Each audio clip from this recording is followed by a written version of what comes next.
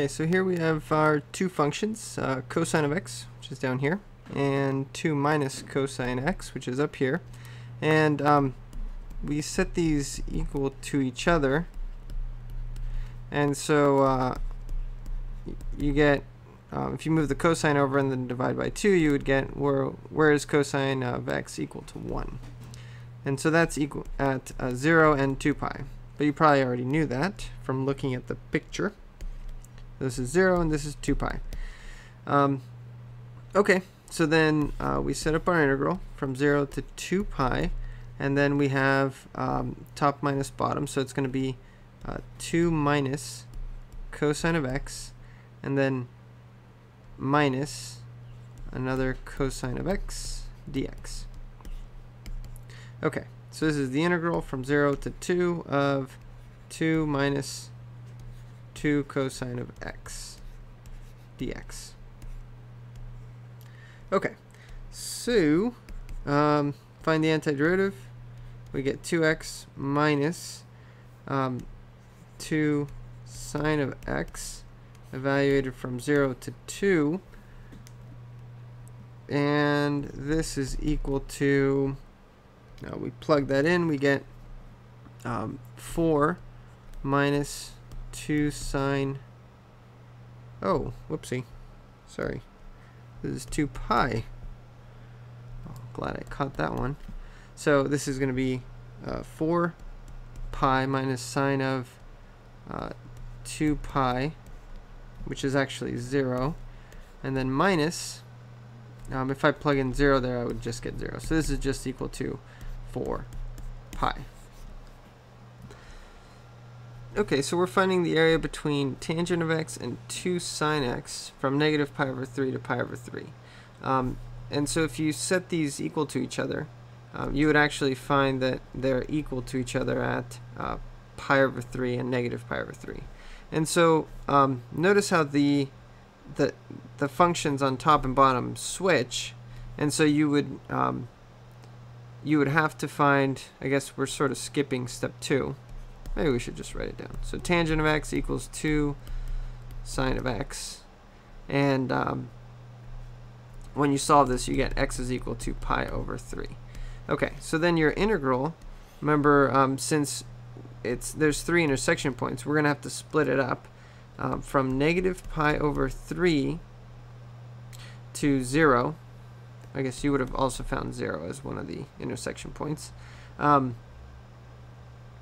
And in this case, tangent is on top, so this would be tangent of x minus 2 sine of x dx, and then plus the area from 0 to pi over 3, so it's going to be from 0 to pi over 3 of, now 2 sine of x is on top, and you're going to subtract tangent of x. Now, you know, that's fine and dandy, but notice how the area right here, this area, and this area, that's symmetric.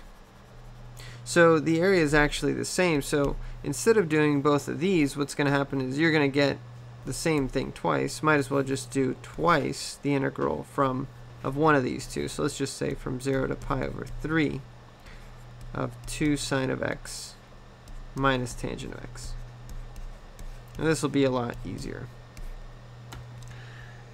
Okay, so then what we get is 2 times, now here, the antiderivative of tangent, this one is a little tricky. So why don't I split this up, and I'm going to have to do this one separately. So let's say I'm looking for the antiderivative, the integral of tangent of x. So to find this one, actually, you need to turn this into sine over cosine. And then we need to use integration by substitution. So I'll go through this kind of quickly, because this isn't really our focus. But if we let u be cosine of x, then du is negative sine of x dx. And so then I just need to add a negative sign inside and outside.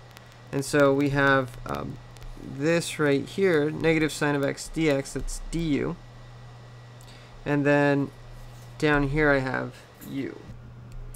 And so this is equal to minus the integral of du over u, which is negative natural log of u. Okay, so that's what the, or in other words, negative natural log absolute value of cosine of x. Okay, so this is what this red guy is going to be, the antiderivative. So here I have 2 times minus 2 cosine of x, and then the antiderivative of negative tangent of x, that's going to be end up being plus natural log of cosine of x. And this is going to be evaluated from 0 to pi over 3. Okay, so hopefully that wasn't too fast. But so then we just plug everything in. So we have 2 times negative 2 cosine of pi over 3 plus natural log of cosine of pi over 3 minus 2 times, I'm running out of room here, so I think I'll just plug in, well, I'll just move it over. Okay, negative 2 cosine of 0 plus natural log of cosine of 0.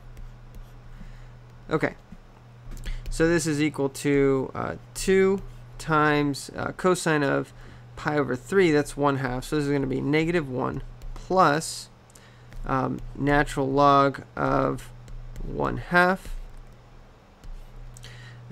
minus 2, cosine of 0 is 1, so negative 2 plus cosine of 1 is, cosine of 0 is 1, natural log of 1 is 0, so that's just negative 2. So this is going to be negative 2 plus 2 natural log of 1/2 and plus 4. So this is equal to 2 plus 2 natural log of 1/2, which is equal to 0.61.